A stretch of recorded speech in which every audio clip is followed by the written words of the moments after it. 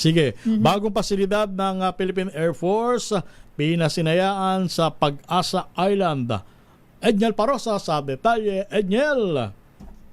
Magandang umaga kay Romel at Sister L. Bininyagan na ng hukbong panghimpapawid itong bagong basing support system sa Pag-asa Island na inaasahang makatutulong sa operasyon ng militar sa West Philippine Sea. Sa panguna ni Philippine Air Force Commanding General Lieutenant General Arthur Cordura, pinasinayaan ng pasilidad na binuo sa ilalim ng Pag-asa Island Project ng Armed Forces of the Philippines at Mamsar Construction Corporation. Ayon kay Cordura, masusolusyonan nito ang mga nararanasang limitasyon noon ng kasundaluhan sa pagbibigay ng tuloy-tuloy na mission support sa kritikal na teritoryo. Minsan ang nakasama ang DZRH sa pag-obserba nitong naturang konstruksyon ng nasabing pasilidad na isa lamang sa maraming development na pinaplano sa Kalayaan Island Group. Bukod dito, tapos na rin ang runway sa Pag-asa habang sinimbulan na ang iba pang infrastruktura gaya ng Coast Guard Substation at Sintahan.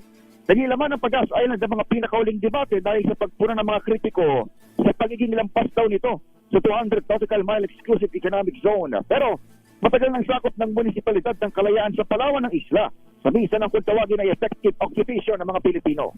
Katapat lamang nito ang Sibirit na kontrolado at ginawa ng military base ng bansang China kahit nasa loob ito ng territorial sea ng Pag-asa Island.